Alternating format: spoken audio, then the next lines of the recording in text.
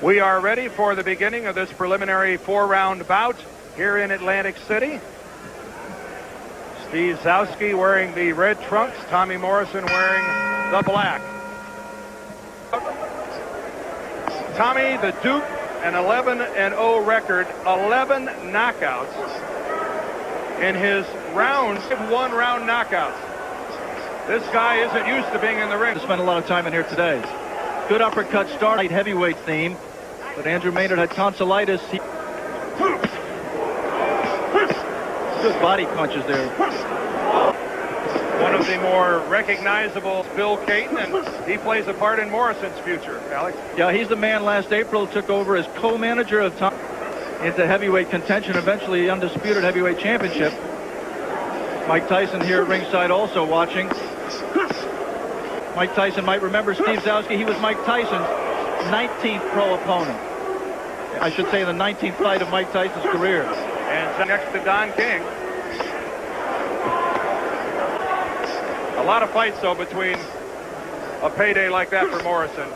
Oh, and that hurt Zouski. But you saw in between that good uppercut, you saw 2 slaps with the right hand. There, another one, another one. The uppercut is good, but the right hand is slapping. I think Tommy Morrison throws that left hook like he's a natural left hooker, but he has not yet learned to put the right hand down the pipe. Tommy Morrison from Jay, Oklahoma, lives in the Kansas City area now where he trains. Bodied by Morrison. Zouski, oh, and that left caught Zouski right on the forehead, and you could see it rocked him back. Looks like Zouski's. There's the bell. Tommy Morrison and Steve Zouski. Has tried to put on weight naturally to get up to the of as a heavyweight, but right now it looks this weight at 220 does not look natural to him. Disputed heavyweight champion of the world, Mike Tyson. Putting Tommy Morrison in the potentially great opponent category, but he knows that for him to really secure his place in history as a great fighter, he has to have great. He needs the motivation. He needs it for his place in history. Morrison landed a good uppercut on Zouski, but needless to say, Mike Tyson and the boxing world are searching for someone. The first name that comes to mind.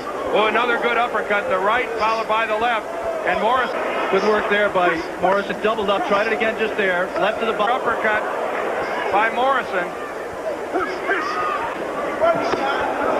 Good lead right by Zouski, grazed the glove, but did make contact. Yeah, the thing you look for is how well Tommy, that time he didn't move his head an inch when that, in reaction to the punch.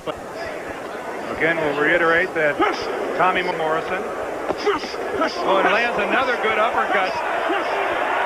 Attempted and missed. Zouski, though, taking that punch. This bout was scheduled for 4 in the heavyweight bracket.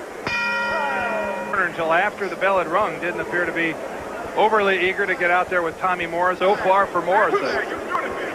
Long distance. What can you tell us about Morrison, what you've seen? Yeah, it's tough to, because of the opponent, and it's tough to judge a guy unless there's somebody alive throwing punches back. Speed with it, and he puts it well together in combination.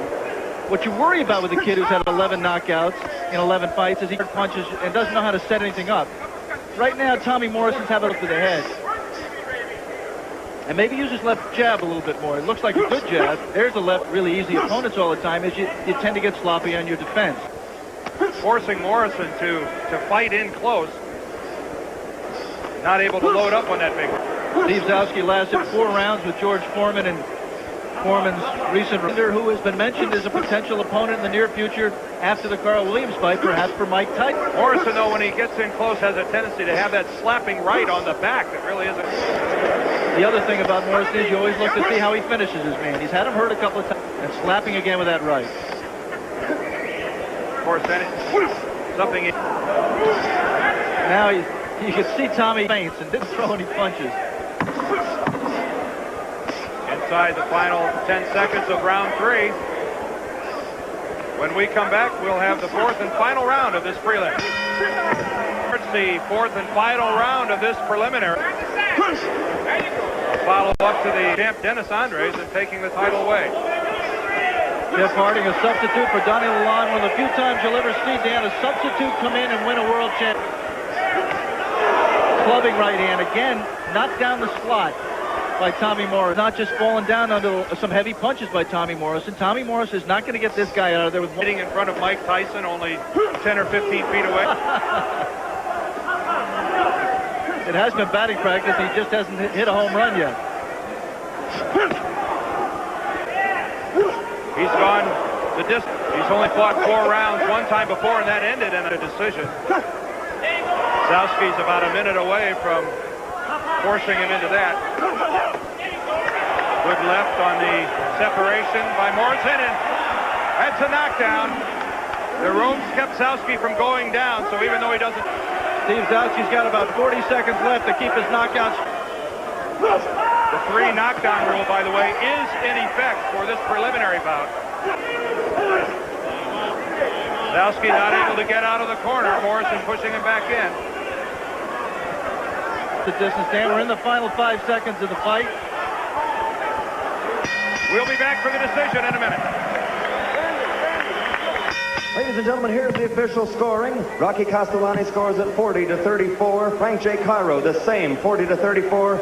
And James Condon scores at 40-35 for the winner by unanimous decision, still undefeated, Tommy the Duke Morrison.